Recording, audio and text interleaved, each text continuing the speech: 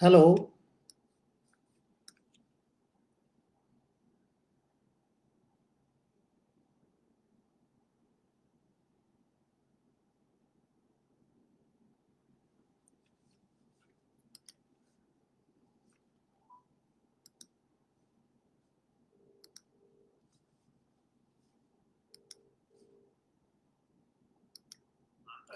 आ गया ना, मैं शुरू कर देता हूँ। ठीक ठीक ठीक। Okay, thank you.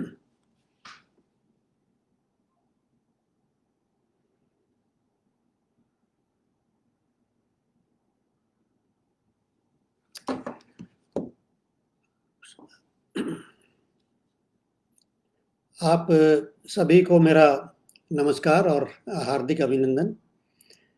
मुझे एग्रीविजन ने आप सबसे बात करने का ये अवसर प्रदान किया। इसके लिए मैं सभी आयोजकों का हार्दिक धन्यवाद करता हूँ। हम सब जानते हैं कि भारत में लाइव स्टॉक सेक्टर एक बहुत बड़ा सेक्टर है, और ये सेक्टर की बात मैं उसी तरह करना चाहता हूँ जैसे हम डेमोग्राफिक डिविडेंड की बात करते हैं। हमारे पास में 19 करोड़ गौ पशु हैं, 11 करोड़ भैंस हैं। इसी तरह बकरियां, भेड़ सब मिला करके, और अगर हम इसमें पोल्ट्री को भी शामिल करें तो हमारी जनसंख्या के बराबर हमारा पशुधन हो जाता है। प्रत्येक व्यक्ति के हिस्से में कम से कम एक पशु औसतन हमारे आता है। तो ये हमारा एक बहुत विस्तृत सेक्टर है, जो कि स्कैटर्ड भी कहा जाता है, जिसमें छोटे किसान और जिनको हम लैंडलेस या मार्जिनल किसान कहते हैं, वो इस काम में लगे हुए हैं।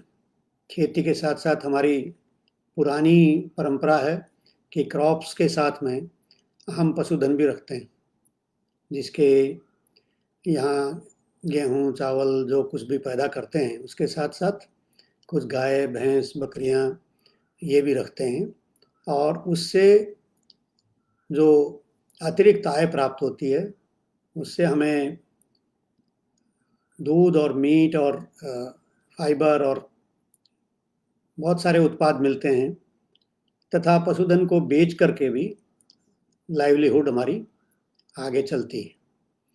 तो इसको हम लो इनपुट लो आउटपुट मॉडल कहते हैं, और आज हम दुनिया में इसी संख्या बल के आधार पर एक अपना विशेष स्थान रखते हैं। पिछले कई सालों से दूध उत्पादन में हम दुनिया में नंबर 1 पर हैं। सबसे ज़्यादा दूध हम उत्पन्न कर रहे हैं, और उत्पन्न ही नहीं कर रहे हैं, हमारी जो वृद्धि दर है दूध उत्पादन में वो भी दुनिया में सबसे ज़्यादा है। वर्ल्ड एवरेज 2-2.5% के आसपास है ग्रोथ रेट मिल्क प्रोडक्शन का, जबकि हमारा पिछले साल 6.5% के आसपास रहा है। तो ये पशुधन हमें खाद्य सुरक्षा देता है, हमें पोषण सुरक्षा देता है, और हमारे करोड़ों भाई बहनों को आजीविका प्रदान करता है। ये हमारी आर्थिक शक्ति का एक बहुत बड़ा हिस्सा है, जिसको हम जीडीपी कहते हैं। जीडीपी में अगर हम देखें कृषि के अंदर, तो कृषि के अंदर जो 22% से बढ़ कर के पिछले कुछ सालों में हमारे पशुधन की हिस्सेदारी अब 26% हो गई है, और ये बढ़ता जा रहा है। कुल जीडीपी देखें देश का, तो उसमें भी हमारी जो भागीदारी है वो निरंतर बढ़ती जा रही है, और ये अब 6% के आसपास है। तो 6% इतनी बड़ी अर्थव्यवस्था में 6% का जो कंट्रीब्यूशन है वो काफ़ी महत्वपूर्ण कंट्रीब्यूशन है। एक चीज़ अभी हाल के दिनों में सबको परेशान कर रही है, जो महामारी है, कोरोना महामारी, और उसकी वजह से जो लॉकडाउन हुआ है। लॉकडाउन में उद्योग को भी झटका लगा है, अर्थव्यवस्था को झटका लगा है, सबकी मानसिकता पर इसका गहरा असर पड़ा है। लोगों के मन में शंकाएं हैं, लोगों के मन में डर है, और सब अपने-अपने घरों में सुरक्षित रहना चाहते हैं, बाहर आकर काम नहीं करने जाना चाहते अभी, रिस्क इसमें इन्वॉल्व्ड है। तो बहुत सारे राज्यों से जो लोग वर्कर्स थे, वो अपने-अपने राज्यों में वापस आए हैं और इससे इकोनॉमी को पूरी दुनिया में बहुत बड़ा आघात लगा है। अगर हम बाकी सेक्टर्स की तुलना करें, तो हम ये देख सकते हैं कि पशुधन का जो क्षेत्र है, जो सेक्टर है, उसने इस नुकसान को कहीं न कहीं रजिस्ट किया है। मांस की स्थिति, अंडे की स्थिति देखें तो वहाँ पर स्थिति बहुत खराब है। पोल्ट्री इंडस्ट्री को 24,000 से अनुमानित है कि 24,000 करोड़ से 30,000 करोड़ के आसपास का घाटा अब तक हो चुका है। कुछ लोगों में ये भी गलतफहमियाँ या भ्रामक प्रचार हुआ कि इससे कोरोना फैल जाएगा अंडा खाने से या मीट खाने से।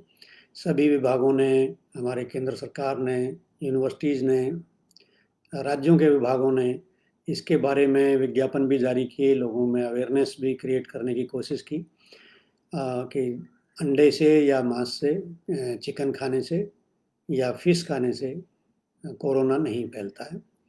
लेकिन फिर भी सेंटिमेंट इसके अगेंस्ट रहा और काफ़ी बड़ा नुकसान हुआ। लेकिन दूध के क्षेत्र में हम देखते हैं तो दूध में ऐसी कोई ज़्यादा नुकसान वाली बात नहीं हुई। हमारा कोऑपरेटिव सेक्टर बहुत मजबूत सेक्टर है और ये गांव-गांव से दूध प्रोक्योर करता है और प्रोक्योरमेंट जारी रहा। अमूल के या दूसरे कोऑपरेटिव कंपनियों के आंकड़े हम देखते हैं तो इसमें साफ दिखाई पड़ता है कि हमारी जो कलेक्शन और प्रोसेसिंग है वो उसी रफ्तार से चल रही है। अमूल ने आंकड़ा जारी किया है कि 15% की वृद्धि दर उनके टर्नओवर में इस साल रजिस्टर हो रही है। तो दूध का जो डिमांड में कमी हुई है वो केवल रेस्टोरेंट्स और दूसरे जो इंस्टीट्यूशनल परचेज थी फ्लूइड मिल्क की, उसमें इसकी कमी हुई है। बाकी दूध का जो अच्छा उत्पादन चलता रहा है उसकी प्रोसेसिंग भी हुई है। लेकिन इसमें जो सेल कम हुई है दूध की वो भी काफ़ी 8% से, मैं कह रहा था 8-10% किसी इंडस्ट्री के लिए भी काफ़ी होता है। लेकिन इसमें अच्छी बात ये है कि हम इसको पाउडर में कन्वर्ट कर सकते हैं और हमारे पास क्षमता है पाउडर में कन्वर्ट करने की। तो हमने, इंडस्ट्री ने ज़्यादातर जो अतिरिक्त दूध उनके पास था उसको स्किम मिल्क पाउडर में कन्वर्ट किया है, जो कि हमारे पास लीन सीजन में या कमी के वक्त में काम आएगा या ट्रेड में काम आएगा। तो आज जो स्थिति हुई है हमारे पास कोरोना की वजह से, उसमें अंदाज़ा है कि करोड़ों लोग बेरोज़गार हो गए और सभी राज्य जो भी मज़दूर लौट कर आए हैं या दूसरे कर्मी लौट कर आए हैं, युवा दूसरे राज्यों से अपने-अपने प्रदेश में लौट कर आए हैं, उनके लिए रोज़गार के नए अवसर कैसे आएँ, कहाँ से आएँ, इस पर ध्यान दिया जा रहा है। केंद्र सरकार ने भी बहुत अच्छे-अच्छे आर्थिक पैकेज की घोषणा की है, नए कदम उठाए हैं और धीरे-धीरे अर्थव्यवस्था को पटरी पर लाने का प्रयास किया जा रहा है। तो हम लाइवस्टॉक सेक्टर को कैसे देखते हैं? इसमें कैसे हम ये संभावनाएँ तलाशते हैं कि क्या हम नए आयाम इसमें जोड़ सकते हैं, नई पहल कर सकते हैं? तो मैं सबसे पहले दूध की बात करना चाहूँगा, जो सबसे रेज़िलिएंट सेक्टर सिद्ध हुआ है इस कोरोना अ, के काल में। दूध में हमारा एक महत्वपूर्ण स्थान है। भोजन में हम इसको बहुत महत्व देते हैं और इसीलिए इसकी मार्केट हमारे देश में बहुत अच्छी मार्केट है, अच्छी डिमांड है। एक चीज़ हम काफ़ी समय से देखते हैं कि पैकेट में दूध आता है और उस पर दूध लिखा होता है, फैट परसेंटेज लिखी होती है, प्रोटीन नहीं, ज़्यादातर फैट परसेंटेज उस पर लिखी रहती है, कंपोजिशन लिखी रहती है। उस पर ये नहीं लिखा होता है कि ये गाय का दूध है, भैंस का दूध है, बकरी का दूध है, ऊँट का दूध है या मिश्रित दूध है। एक बार मैं कुछ साल पहले एनडीआरआई में था, तो मुझे कहीं से फ़ोन पर किसी ने पूछा है, शायद तमिलनाडु से कॉल कर रहे थे, कि सर हम जो दूध पीते हैं वो किस एनिमल का दूध होता है। मैंने कहा जो हमारा इंडस्ट्री स्टैंडर्ड है उसमें स्टैंडर्डाइजेशन होता है मिक्स्ड मिल्क का। इसमें गाय भैंस मिला जुला हो सकता है, किस राज्य में गौ पशु ज़्यादा हैं, किस में भैंस ज़्यादा हैं, तो ज़्यादातर ये गाय और भैंस का मिश्रण। लेकिन पिछले कुछ वर्षों से हम देख रहे हैं कि गाय का दूध अलग से पैकेज किया जा रहा है, अलग से प्रोसेस किया जा रहा है और उस पर प्रीमियम रेट भी लिया जा रहा है। एक संभावना मैं इसमें देख रहा हूँ कि हमें अलग अलग स्पीशीज़ का दूध सप्लाई करें तो जो हमारे युवा हैं वो निश मार्केट को एड्रेस कर सकते हैं। हमारी जो इंडस्ट्री है, रेस्टोरेंट्स हैं, मिठाई बनाने वाले हैं, पनीर बनाने वाले हैं, वो सब भैंस का दूध चाहते हैं। अगर सर्टिफाइड भैंस का दूध अलग से पैक हो, जो अभी तक नहीं हो रहा है, तो उसकी अपनी एक डिमांड बन सकती है और उसका मार्केटिंग में सुविधा हो सकती है। इसी तरह गाय का मैंने कहा कि पहले से शुरू हो चुका है, लेकिन गाय में देसी और संकर नस्ल की गाय हैं। तो देसी गाय की डिमांड अधिक रेट पर लोग इसको खरीदने के लिए तैयार हैं, देसी गाय के दूध को। इसमें ख़ास तौर से साहिवाल और गिर के दूध की मैं बात करना चाहूँगा। आज का जो हमारा कंज्यूमर है उसमें दूध को लेके काफ़ी अवेयरनेस बढ़ी है। फूड सेफ्टी अथॉरिटी के सर्वे भी आते हैं, प्रेस में भी आता है कि दूध में अगर कोई क्वालिटी इश्यूज़ हैं तो उनको कैसे एड्रेस किया जा रहा है, उसका क्या स्टेटस है और दूध की गुणवत्ता को कैसे अच्छा रख सकते हैं। इन सब की चर्चा मीडिया में काफ़ी ज़ोर शोर से होती है और A1 A2 प्रोटीन की वजह से भी कुछ कंज्यूमर में जागरूकता आई है।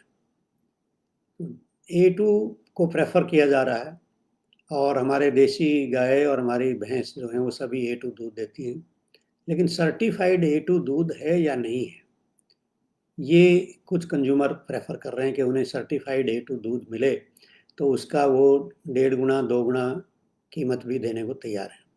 और कुछ युवा उद्यमी इस काम में आए हैं, उन्होंने A2 दूध की मार्केटिंग शुरू की है। ये निश मार्केट है, मैं इसको स्केलेबल मार्केट तो नहीं समझता कि पूरे देश में स्केल अप किया जा सकता है, लेकिन निश मार्केट में अपना इस तरह का उत्पाद सर्टिफाइड A2 मिल्क लेकर आते हैं तो आप अवश्य अपनी मार्केट डेवलप कर सकते हैं। इसी तरह विशेष ब्रांड से बकरी का दूध, ऊँट का दूध, भैंस का दूध, गाय का दूध, ये आप अपनी ब्रांड निकाल के इनकी मार्केटिंग कर सकते हैं, निश एरिया में मार्केटिंग कर सकते हैं। बकरी के दूध की एक विशेष डिमांड रहती है।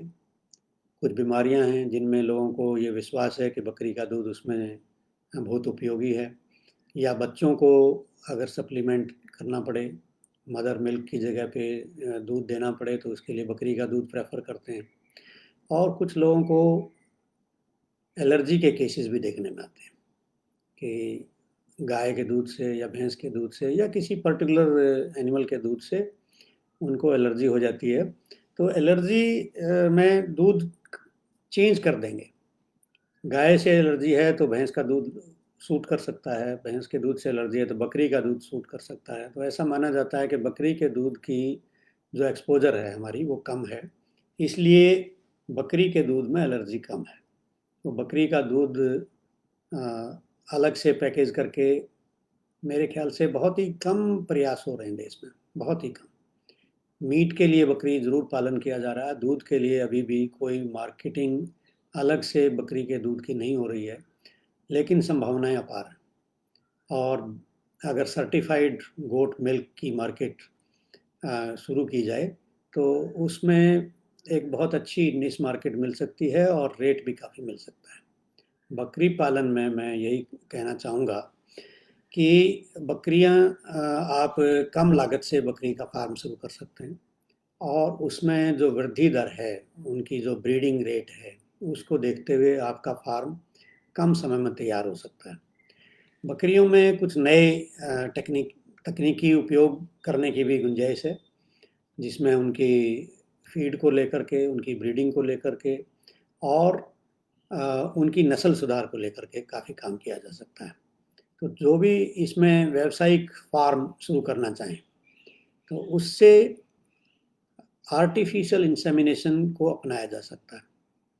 और मेरी जानकारी में वेटनरी यूनिवर्सिटी मथुरा में एक अच्छा फ्रोजन सीमन बैंक प्रारंभ किया गया है। ये एक बहुत सराहनीय कदम है यूनिवर्सिटी की तरफ से, जिसमें हमारी जो महत्वपूर्ण ब्रीड हैं बकरी की, उनके फ्रोजन सीमन की व्यवस्था वहाँ की गई है। सीमन कलेक्शन होता है और फ्रोजन स्ट्रॉ जो हैं वो डिमांड पर लोगों को उपलब्ध कराए जा रहे हैं। फील्ड में ये अभी धीरे धीरे पहुँच रहा है और कुछ जागरूक जो बकरी पालक हैं, प्रगतिशील बकरी पालक हैं, वो इसको अपना करके अपनी ब्रीड इम्प्रूवमेंट का काम कर सकते हैं। और जो डेयरी ब्रीड्स में गैप है दूध के उत्पादन में, दुनिया में जो एवरेज है बकरी की और के दूध की और हमारी है, उसकी कहीं तुलना नहीं की जा सकती।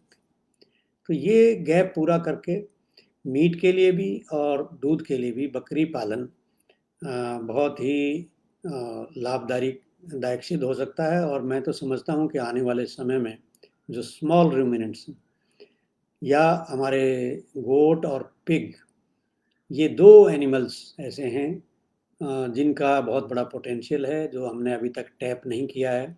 इसको हम टैप करें, आगे बढ़ाएं, तो ये बहुत अच्छी देश के लिए एक बात हो सकती है, अर्थव्यवस्था के लिए बहुत अच्छा हो सकता है।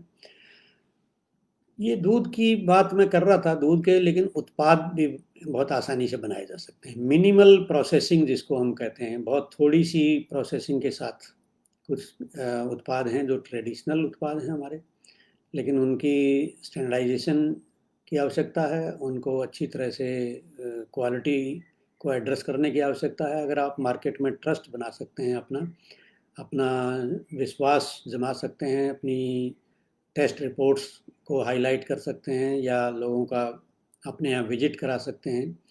निश मार्केट में ये बहुत महत्वपूर्ण हो जाता है कि आप अपने जो उत्पादन स्थल है वहाँ पर भी सबको आमंत्रित करें। जो भी देखना चाहें वो आकर के देखें कि आप कहाँ पर प्रोसेसिंग करते हैं, कहाँ से दूध कलेक्शन करते हैं, कैसे उसकी तकनीकी जांच होती है, परीक्षण किए जाते हैं, और कैसे आप सुनिश्चित करते हैं कि उसकी गुणवत्ता वही है जो आप क्लेम कर रहे हैं।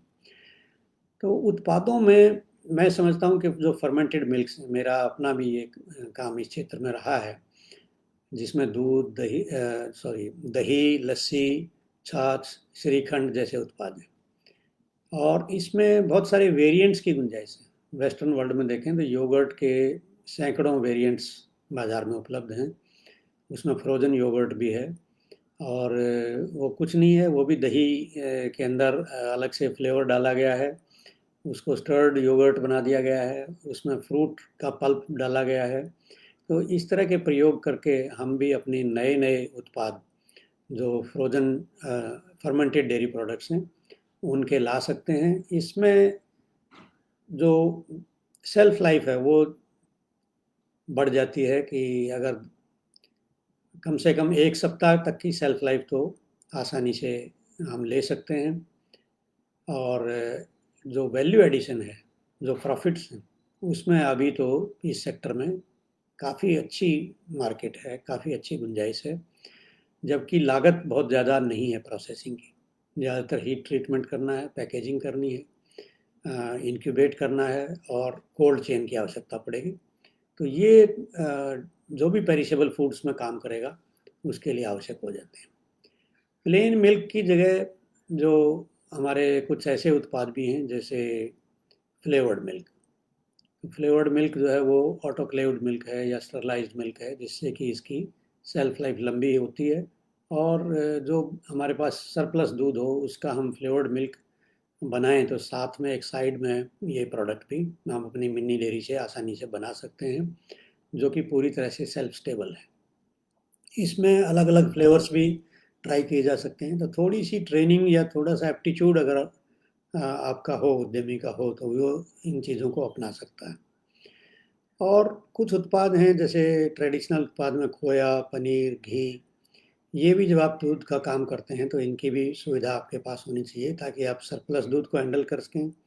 आप का दूध फट जाए या कोई ऐसी प्रॉब्लम आने की हो तो उसको भी आप हैंडल कर सकते हैं, कुछ उत्पाद उनसे बनाए जा सकते हैं। तो ये प्रोसेसिंग का जो काम है इसमें कुछ स्किल्स की आवश्यकता पड़ती है, कुछ पूंजी की आवश्यकता पड़ती है, लेकिन कोई भी उद्यमी ये शुरू करता है तो छोटे स्तर से शुरू करके इसका विस्तार आगे कर सकता है।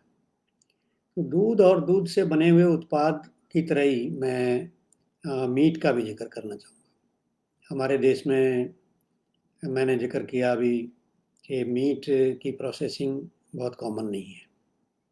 पोल्ट्री में ब्रायलर मीट है जो उसकी भी प्रोसेसिंग उस स्तर पर नहीं है और बहुत बड़ा गैप है। इसकी क्षमता को हम बढ़ा सकते हैं, गुणवत्ता को बढ़ा सकते हैं, हाइजीनिक तरीके से हम मीट और एग का हैंडलिंग कर सकते हैं, उनकी ब्रांडिंग कर सकते हैं। कई देशों में ब्रांडेड एग्स की मार्केट है और लोग ब्रांड के हिसाब से अपनी अपनी प्रेफरेंस भी रखते हैं। तो आपको अपनी गुणवत्ता और ब्रांड डेवलप करना है तो इसमें अंडे में और मीट की जो प्रोसेसिंग है, पैकेजिंग है, उसमें अनेकों संभावनाएं हैं जो आज हमारे मीट शॉप्स हैं वो बहुत अनहाइजीनिक हैं। उनको देखकर बहुत ख़राब भी लगता है और अनेक तरह का इन्फेक्शन और उसके चांसेस भी वहाँ रहते हैं कि फूड बॉर्न कोई डिजीज़ वहाँ से कैरी हो सकती है। इस सब की तरफ सरकारें भी ध्यान दे रही हैं और कोशिश कर रही हैं कि हाइजीनिक मीट प्रोडक्शन हमारे यहाँ शुरू हो, उसमें प्रोसेसिंग भी हो। मैं निफ्टेम में गया था कुछ दिन पहले, तो एक उद्यमी यंग पर्सन है, वो जो चीज़ की सॉसेजेस और चीज़ टिक्का वहाँ पर पायलट प्लांट में बना रहे थे। मैंने देखा कि काफ़ी अच्छी जानकारी उनको थी और अच्छी पकड़ थी और उन्होंने दिल्ली के बहुत सारे जो होटल्स हैं उनमें अपनी मार्केट बनाई हुई है। तो इस तरह का काम हम अन्य शहरों में भी कर सकते हैं और जो छोटे शहर हैं उनमें छोटे स्तर पे हम कर सकते हैं। बड़े शहरों में बड़ी कंपनियां जल्दी पहुंच जाती हैं और वहाँ छोटी कंपनियां जो है अपनी जगह बनाने में दिक्कत महसूस करती हैं। तो ये मीट का जो सेक्टर है इसमें हम एक्सपोर्ट भी कर सकते हैं। बफलो मीट में ख़ास तौर से जो हमारे मेल काफ हैं उनकी मृत्यु दर बहुत ज़्यादा है क्योंकि बफलो मेल काफ्स की केयर हमारे यहाँ बहुत कम की जाती है। तो फील्ड से अगर बाई बैक सिस्टम रखें, फार्मर्स से संपर्क करके जो मेल बफलो काफ हैं उनको खरीद लें यंग एज में और अपने यहाँ रेज करें या उनको इंसेंटिव दें रेज करने के लिए, तो ये भी एक बहुत अच्छा हमारा सेक्टर है। इसमें पूरे हमारी अर्थव्यवस्था को, एक्सपोर्ट को नए आयाम मिल सकते हैं। इसके अतिरिक्त मैं जिक्र करना चाहूँगा एनिमल ब्रीडिंग का। ये ब्रीडिंग सर्विसेज आज के समय में बहुत महत्वपूर्ण हो गई हैं। पहले कम्युनिटी बुल्स हमारे पास होते थे, गाँव में पंचायत जो है वो बुल रखती थी या कम्युनिटी के लोग मिल कर के अच्छे बुल ढूंढते थे, खरीद कर लाते थे, उनसे नेचुरल सर्विसेज कराते थे। अब चारागाह नहीं रहे और जानवरों को हर्डिंग जो है वो बंद हो गई है, घरों में न्यूक्लियर फैमिलीज हो गई हैं, तो ब्रीडिंग की समस्याएं बढ़ रही। लेकिन किसान जानता है कि उसको अपनी ब्रीड इम्प्रूव करनी है तो अच्छे बुल्स से जिनकी मदर की ईल्ड ज़्यादा हो दूध की, उनसे सर्विस ली जाए। तो ये सर्विसेज बहुत महत्वपूर्ण हो रही हैं। तो इनमें जो हमारे प्रोफेशनल या ट्रेंड युवा है वो आगे बढ़ कर के ये सेवाएं ग्रामीण क्षेत्रों में दे भी रहे हैं, लेकिन फिर भी बहुत ज़्यादा कमी है। जैसे बिहार में केवल 16% का आंकड़ा है जो कवरेज है हमारी एआई की, जबकि सरकार का लक्ष्य है कि इसको 16 से बढ़ाकर 60% कर देना है आने वाले 3 साल में। तो इस तरह का एम्बिशन लेकर हम चल रहे हैं, तो जो हमारे सर्विसेज हैं एआई की, वो बहुत इम्पोर्टेंट हो जाती हैं। उसमें चाहे फ्रोजन सीमन की गुणवत्ता हो, चाहे हमारे एआई टेक्नीशियंस की ट्रेनिंग हो, उनके पास में जो इक्विपमेंट और टूल्स हैं वो रहें। और कुछ उद्यमी मैंने देखे हैं जो हमारे केवी केज से ट्रेनिंग लेकर के ये काम कर रहे हैं। ये लोग अच्छा काम कर रहे हैं। उसमें एआई के साथ साथ ये अपना जो फर्स्ट एड की सर्विसेज हैं एनिमल्स की ट्रीटमेंट के लिए, उस तरह की सर्विसेज भी दे रहे हैं और बाकी इनपुट्स भी दे रहे हैं। आगे चल कर के कुछ अगर हमारे प्रोफेशनल्स तैयार हैं तो वो एम्ब्रियो टेक्नोलॉजी और सेक्स सीमन जैसे जो नए एरिया हैं, एडवांस एरिया हैं, उनमें काम कर सकते हैं। सेक्स सीमन के बारे में भी सभी लोग मेरे ख्याल में जानते हैं कि आजकल sex sorted semen animal breeding में अवेलेबल है, जिसमें 90% रिजल्ट अच्छे आ रहे हैं। जो पायलट स्टडीज़ हुई हैं, विभिन्न स्टेट्स ने की हैं, इनमें बाछी पैदा होने के चांसेस ज़्यादा हैं, क्योंकि ये फीमेल के लिए सिलेक्टेड है। और 90% बाछी अगर पैदा होंगी तो जो हमारे स्ट्रे एनिमल्स हैं उनकी भी समस्या इससे हल हो जाएगी। और ऐसी सर्विसेज देने के लिए जो हमारे प्रोफेशनल्स अपना खुद से एंटरप्राइज स्थापित करेंगे, तो मुझे लगता है कि वो भी सक्सेसफुल रहेगा। और जो हमारी ब्रीड है गाय की या भैंस की, वो और इम्प्रूव हो सकती है। गाय में देखिए, हमारी जो एक लैक्टेशन की एवरेज है पर काउ, वो 1100-1200 लीटर के आसपास है, जो कि दुनिया की औसतन जो लैक्टेशन यील्ड है उससे 50% है, आधी है, जिसमें पूरी दुनिया आ गई। और ऐसे तुलना करेंगे तो इजराइल से, अमेरिका से, वहाँ 8000 लीटर, 10,000 लीटर की एक लैक्टेशन यील्ड, यानी कि 300 दिन में एक गाय इतना दूध देती है, जबकि हमारी एवरेज अभी 1100 लीटर के आसपास ही है। तो इसको बढ़ाना बहुत ही महत्वपूर्ण है। और हम जो 6-6.5% की बात कर रहे हैं, अगर हम ये एआई कवरेज पूरी तरह से अपना लें और अच्छे जो प्रूवन बुल्स हैं उनसे एआई सर्विसेज हम करें, तो हमारे जो दूध की उत्पादकता की जो दर है, वृद्धि दर है, वो बहुत ऊपर जा सकती है, बहुत अच्छी जा सकती है। तो अनेकों विषय हैं जिनमें फीड की बात मैं करना चाहूँगा कि कंप्लीट फीड अगर आप तैयार करके दें, फीड ब्लॉक्स, तो पेरी अर्बन एरिया में अच्छी डिमांड हो सकती है। मिनरल मिक्सचर आप एरिया स्पेसिफिक की मार्केटिंग कर सकते हैं, बना सकते हैं, उसकी भी लोगों में जागरूकता हो रही है। और बेसल फीड मिक्स या फार्मूलेशन तैयार किया जा सकता है। जैसे बिहार के लिए अगर आप कहें कि आपको हम ये बेसल मिक्स दे रहे हैं, इसमें आप 1 किलो में 1 किलो मक्का मिला लीजिए, तो फार्मर के घर में अपनी मक्का है, वो उसमें मिलाएगा तो उसको कम कीमत पड़ेगी और आपको भी ज़्यादा क्वांटिटी में अपना मटेरियल नहीं भेजना पड़ेगा, बेचना नहीं पड़ेगा, आपकी इन्वेंट्री कम हो जाएगी और मक्का का इधर से उधर जो लाना ले जाना रहता है वो कम हो जाएगा। साथ साथ में न्यूट्रिशन के साथ में जो मैंने रिप्रोडक्शन सर्विसेज की बात की, उसके बारे में भी संभावनाएं हैं कि जो हमारे लो प्रोड्यूसिंग एनिमल्स हैं उनको सरोगेट की तरह यूज़ करके एम्ब्रियो टेक्नोलॉजी से उनसे हम नए बछड़े बछड़ियाँ पैदा कर सकते हैं और उनकी गुणवत्ता और उनकी जो जेनेटिक पोटेंशियल है उसको बढ़ा सकते हैं। पशुधन में एक और विषय मैं लाना चाहूँगा कि जो हम पेट एनिमल्स की बात करते हैं, ये भी पशुधन में शामिल रहना चाहिए। हमारे मन से निकलना नहीं चाहिए कि ये भी एक इम्पॉर्टेंट सेक्टर है।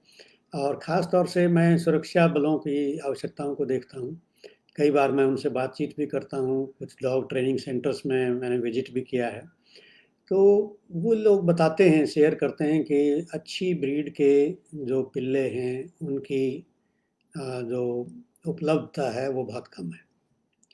तो स्कोप है, पेट लवर्स हैं, आगे गार्ड डॉग्स हैं, स्निफर डॉग्स हैं, और सुरक्षा एजेंसीज़ को तरह तरह के प्रशिक्षित हमारे श्वान की आवश्यकता पड़ती है, डॉग्स की आवश्यकता पड़ती है।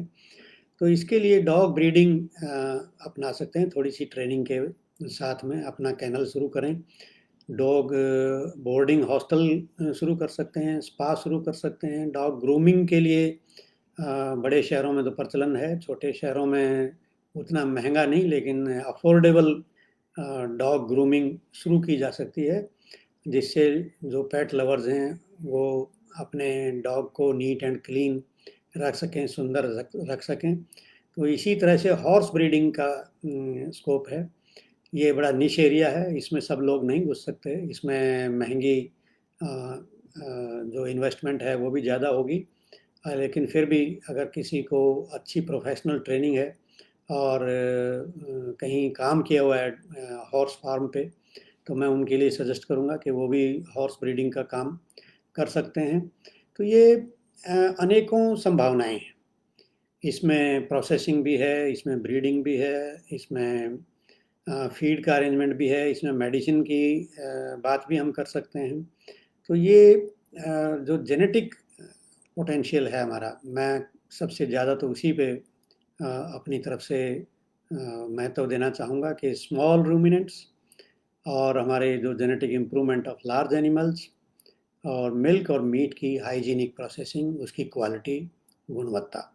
अब आगे हम सरप्लस होने जा रहे हैं दूध में, तो हम एक्सपोर्ट करेंगे, तो हमारे जो बाधाएं आती हैं कि sanitary measures, phyto sanitary measures, disease control programs, इनकी तरफ भी हमें जाना होगा। और जो पशुपालक जागरूक रहेंगे तो वो ये सब काम आसानी से कर पाएंगे।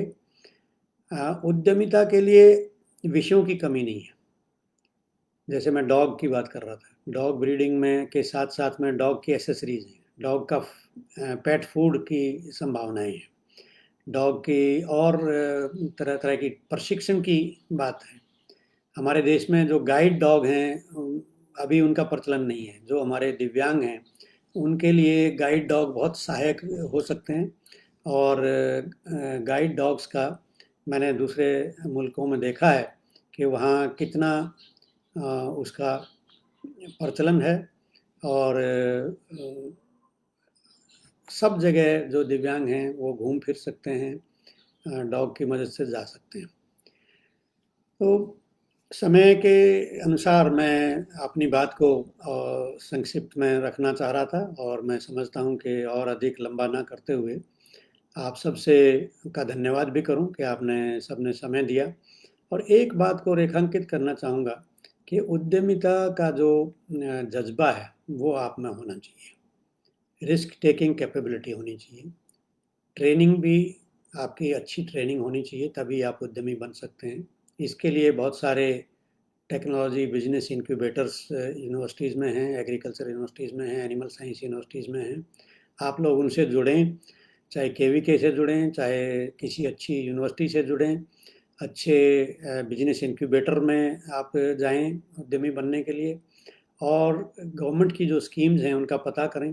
साथ साथ अपना प्रशिक्षण ज़रूर लें, या कहीं काम करने का अवसर मिल सकता है तो आप किसी जगह पर पहले से वो काम करें जो आप शुरू करना चाहते हैं। उसमें 1 या 2 वर्ष का अनुभव अगर आपको हो जाए तो आप बहुत अच्छे से उस काम को के इन एंड आउट जिसको हम कहते हैं, उसकी समझ आपकी पैदा हो सकती है और आप आगे उसमें बढ़ सकते हैं। तो मैं अपनी शुभकामनाएँ नए उद्यमियों को देना चाहूँगा, और पुनः मैं जो आयोजक हैं हमारे गजेंद्र जी या लव कुमार जी, और मेरे यहाँ से रमन त्रिवेदी जी, जिन्होंने मुझे एग्रीविजन के इस प्लेटफॉर्म पर आने के लिए आमंत्रित किया, मैं सबका बहुत बहुत धन्यवाद करता हूँ। और जो भाई इस कार्यक्रम से जुड़े हुए हैं, मैं उन सब का भी हार्दिक धन्यवाद करता हूँ। मेरा अभिनंदन और शुभकामनाएं। बहुत बहुत धन्यवाद। Thank you.